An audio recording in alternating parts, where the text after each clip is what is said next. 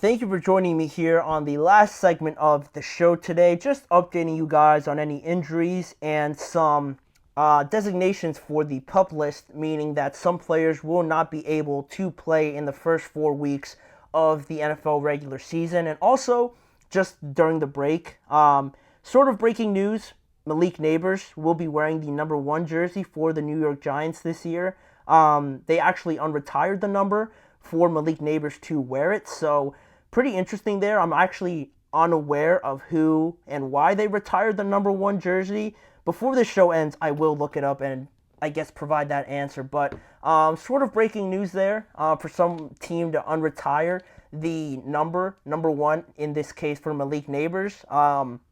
Shows the kind of player that they obviously think he's going to be, but I haven't seen something like that in a while. So congratulations to Neighbors, and hopefully he can live up to it. But on this topic, the players that are designated to the PUP list, there were a couple more that were put on the PUP list after I made this segment, but we are going to focus on some of the bigger ones in this segment, starting off with the Vikings tight end TJ Hockenson being obviously designated to the PUP list. The 27-year-old is still recovering from a torn ACL he suffered during Week 16 last year against the Detroit Lions, and at that point, I'm pretty sure the Vikings weren't really playing for too much, but it was a pretty nasty tackle that he suffered at the hands of Kirby Joseph. So it stinks that it happened in Week 16 because, again, you're right there about to finish the season, and then you have something like this happen. It was pretty devastating, especially with the kind of season that Hockenson was having, the best of his NFL career. At that point, he finished with 95 receptions, 127 targets, and 960 yards with 5 touchdowns in 2023. Even with Kirk Cousins going down, putting up those numbers is just ridiculous. I loved it, having him on my fantasy team, but overall, with him missing the first 4 weeks of the regular season, it will mean that he will miss the games at the New York Giants in Week 1, at home versus the San Francisco 49ers, at home again against the Houston Texans, and on the road against the Green Bay Packers. The earliest he can come back will be Week 5 against the New York Jets on October the 6th. So with this happening so late in the year, yeah, it was unfortunate, but I feel like he is getting to a better spot where I do anticipate him being able to play in week 5. I know I mentioned a different opinion with Nick Chubb yesterday, so I just feel like Nick Chubb looked a little bit worse than TJ Hockenson, and a different position as well.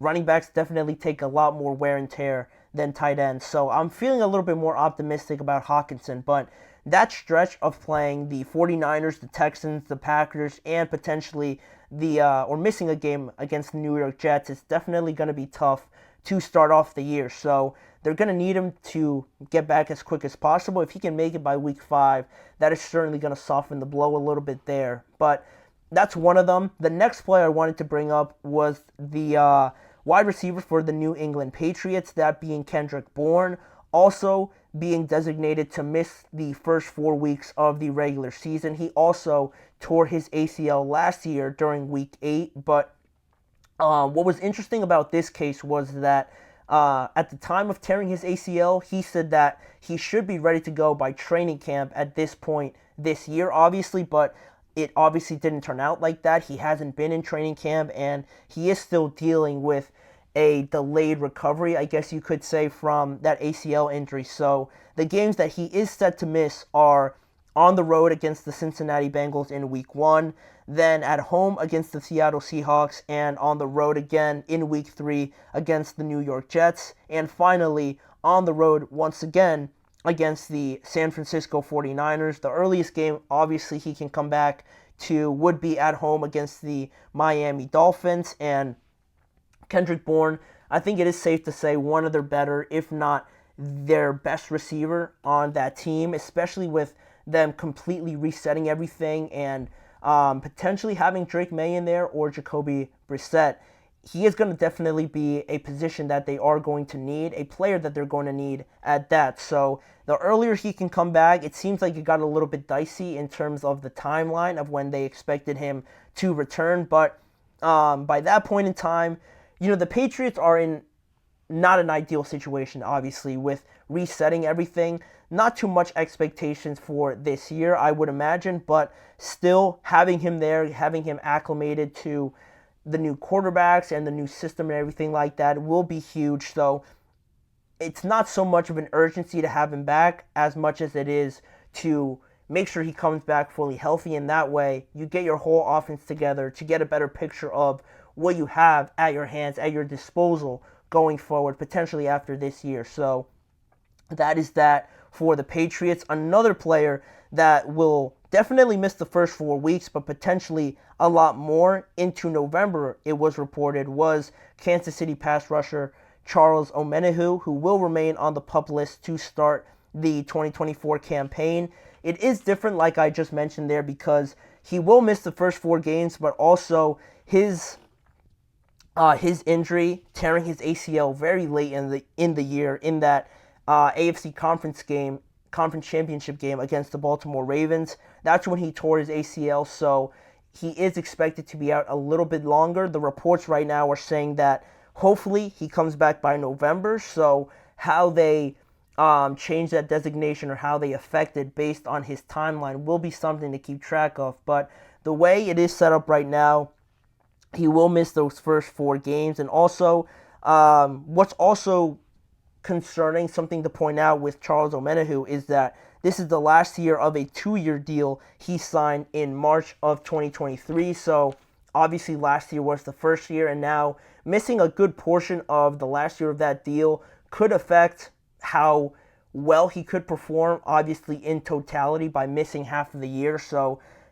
you don't want to rush him back, but also I'm sure he'll have a lot of urgency compared to someone like Kendrick Bourne in returning because of that contract situation, obviously wanting to prove himself to earn another contract with the Kansas City Chiefs. But that's pretty much the last player I wanted to mention on the PUP list. And lastly here, just as an injury update on the Houston Texans, second-year player Will Anderson. He suffered a ankle injury earlier this month, and it caused him to miss some time there recovering from that ankle injury, obviously. But head coach DeMeco Ryans recently revealed that he believes that Will Anderson is on the right path to be available for that Week 1 game against the Indianapolis Colts. Obviously, coming off of last year, winning the Defensive Rookie of the Year award, Will Anderson already is a massive part to this team.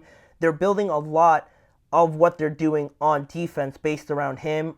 Obviously, going out there in the market and getting a guy like Danielle Hunter to complement, or not only complement Will Anderson, but also be a learning outlet for Will Anderson, picking his brain, a guy as successful as Danielle Hunter, and just as much as he can learn from him, basing that acquisition off of the trajectory that they have in mind for Will Anderson is going to be huge. So a little bit concerning there with the ankle injury, but he should be ready to go by Week 1. And not only him, he is part of that young nucleus that the Texans have at their disposal with their draft classes and how well they've been able to turn this situation around. So Will Anderson in year 2, he performed very well in year 1, but the expectations now that you have in year 2, especially with the kind of expectations that this Texans team has as a whole, he's certainly going to have to play a big part in that if they are to go anywhere with this team. And then lastly, just quickly here, staying with pass rushers, the Seattle Seahawks pass rusher Uchenna Nwosu will be sidelined for about 2 to 6 weeks because of a sprained MCL that he suffered in the last preseason game for the Seahawks, which is the last thing you want to do, obviously. Having your starters out there, I'm sure not too long, but having one of them get injured. It led to Nwosu suffering that sprained MCL, and based on the timeline, 2 to 6 weeks at this point puts him in real question to miss that Week 1 game for the Seattle Seahawks, which is definitely a blow, not just because Nwosu, I believe, is a good player when healthy. He has struggled with staying on the field recently, but the Seahawks were already low in terms of depth at that position, so not having him on top of already being short with Nwosu in the lineup is definitely going to hurt. And it is only a short injury, just 2 to 6 weeks, but with a sprained MCL, with anything that's sprained, it's always a little bit tricky in gauging the timeline on any player coming back. So Nwosu will most likely, if I were to predict, won't be there for that Week 1 game for the Seattle Seahawks, which is unfortunate, obviously, but it is what it is now. Hopefully he comes back quicker.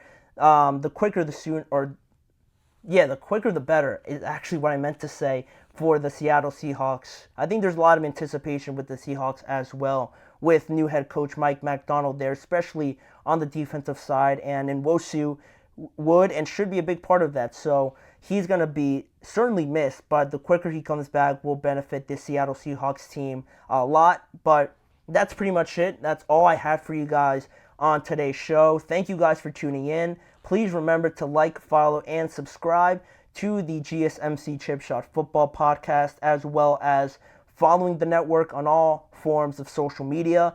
If you want to check out more content around this show, check out the GSMC Podcast and the GSMC Sports Network channels on YouTube for a lot more content revolving around the NFL in a lot different forms of media and content on both of those channels. And lastly, to catch more live shows at your disposal, tune in every weekday at 6:30 p.m. Eastern Time for more NFL storylines, discussions, and everything with me, Manny Maradiaga, as your host. Thanking you for joining me once again. I hope to have you guys back on here live with me again tomorrow.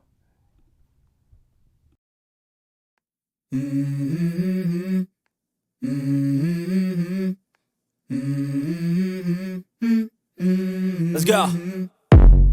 I wake up to a little bit of drool on my pillow, feel like it's gonna be a bad day. Yeah, I'm tired of shit, and the coffee ain't hit yet, damn, ain't that great. I don't wanna go to